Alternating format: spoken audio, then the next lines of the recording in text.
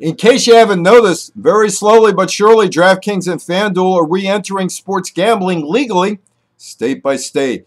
Recently, as part of an economic development bill signed into law by Massachusetts Governor Charlie Baker, the Bay State legalized sports fantasy games. It is not a permanent law, as the Massachusetts legislature will take a look at how sports fantasy games perform as the legislation expires on July 31st, 2018.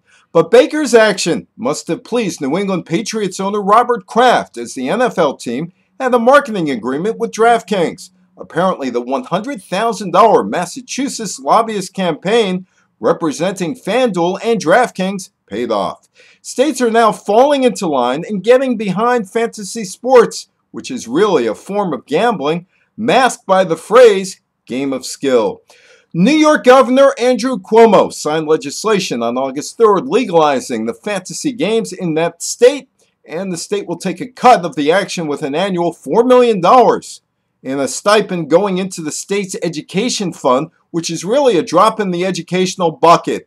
That ended a lawsuit filed by New York State Attorney General Eric Schneiderman that claimed fantasy sports violated the state's ban on games of chance. The whole question surrounding sports fantasy games is based largely on wording. Is what that is being offered a game of skill or online gambling? By claiming daily fantasy sports is a game of skill, the gambling aspect is hidden, and fantasy sports does not run afoul of the 1992 law that restricts legalized sports gambling in the United States to a handful of areas: Montana, Oregon, Delaware, and Nevada.